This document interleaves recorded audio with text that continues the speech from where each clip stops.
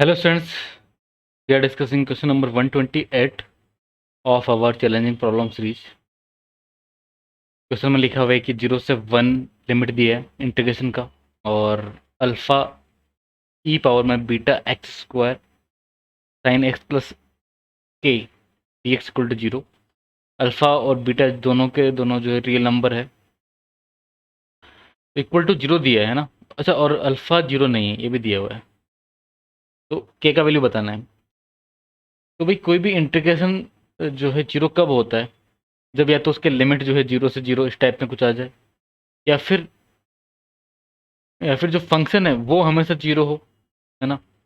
या फिर क्या हो सकता है कि उसका जो एरिया बाउंडेड हो उस फंक्शन के द्वारा। ठीक है, वो कुछ इस तरह से हो सकता है कि किसी भी इंटरवल में ये जो उसने जो ये हमने लिमिट ले दिया, तो ये वाला जो एरिया होगा वो इक्वल टू इस वाले एरिया के आ जाए, है ना, ए से बी तक। ठीक है, यानी कि वो एक बार जो कंटिन्यूसली मतलब उसको क्रॉस करे किसी एक पॉइंट पर, जैसे इस पॉइंट को x1 नाम दे दिया। ठीक है, ये बात समझ में आई। तो यहाँ पर भी कुछ ऐसा होना चाहिए। तो जो ई जो है फंक्शन मतलब एक्सपोनेंशियल फंक्शन है तो हमेशा पॉजिटिव होगा। अल्फा जो है कांस्टेंट है, जो कि 0 तो नहीं है, बट पॉजिटिव या नेगेटिव में से कुछ एक हो सकता है। तो ये कंबाइंड मिला करके तो कुछ पॉजिटिव या नेगेटिव होगा। ठीक है, तो या तो हमेशा पॉजिटिव होगा या फिर हमेशा नेगेटिव होगा। बट साइन की बात करें तो ये पॉजिटिव नेगेटिव दोनों हो सकता है, क्योंकि साइन का रेंज हम जानते हैं कि -1 से 1 होता है। ठीक है, तो हमारा मकसद ये होना चाहिए कि x जब 0 से 1 जा रहा है तो इस x के लिए जो साइन x प्लस के है वो एक बार जो है x एक्सिस को क्रॉस कर दे, है ना। हमारा मकसद ये होना चाहिए। क्यों? क्योंकि और तरीका हो नहीं सकता। हमेशा ये फंक्शन कांस्टेंट फंक्शन आएगा नहीं कि मतलब अगर इसको पूरे को हम बोलें एक साथ कि पूरा एक साथ 0 हो जाए तो वो तो पॉसिबल लग नहीं रहा है ना। साइन हमेशा 0 हो जाए, ऐसा पॉसिबल नहीं है, क्योंकि साइन तो जैसे जैसे आप एक्स बढ़ाओगे वैसे वैसे बढ़ेगा।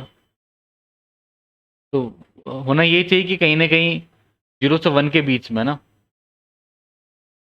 0 से 1 के बीच में जो है, जब x 0 से 1 जाएगा उस बीच में x प्लस के ये पे जो साइन ये जो पूरा फंक्शन है वो क्रॉस करे किसको, x एक्सिस को।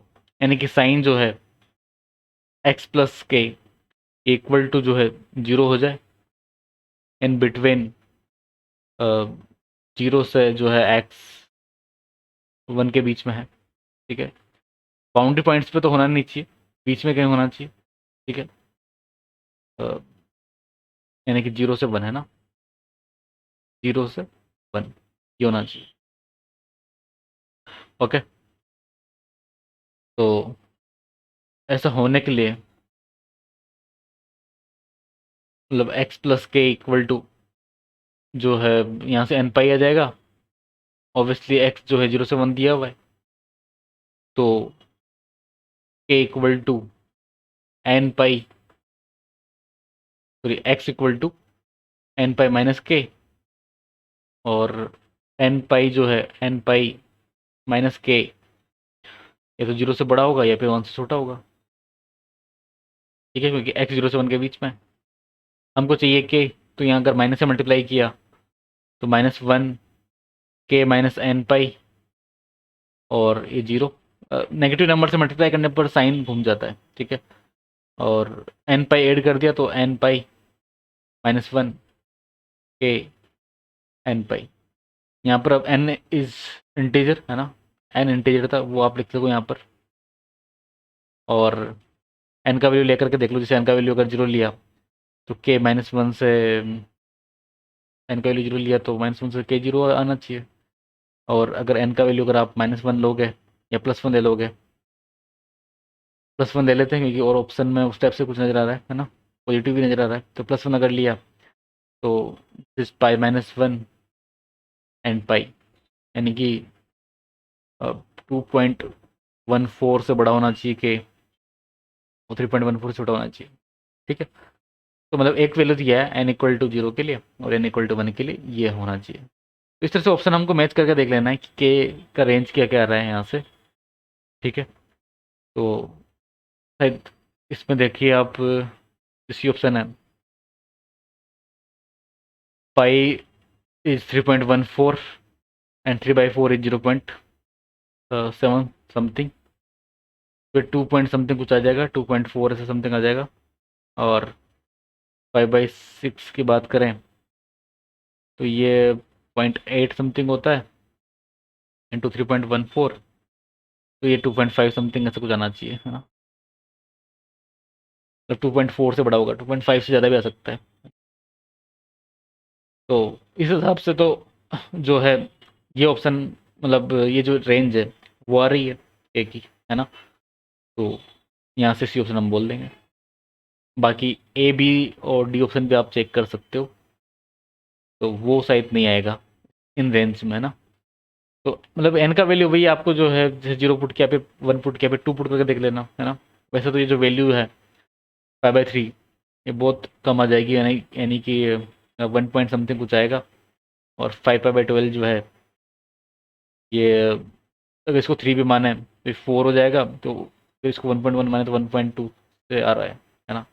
इस टाइप का बनेगा नहीं कहीं पर, ठीक है ना। मतलब ना तो इसमें आ रहा है ना इसमें आ रहा है, आगे तो आ ही नहीं सकता, n=3 पर तो आ ही नहीं सकता, है ना। तो इसे हमको चेक करके देखना पड़ेगा। ओके, काफ़ी सारे बच्चों ने ट्राई किया है, और क्वेश्चन नंबर 129 होमवर्क के लिए आपके लिए, ये भी आप ज़रूर ट्राई कीजिए। और 128 जिन बच्चों ने ट्राई किए उनके नेम जो है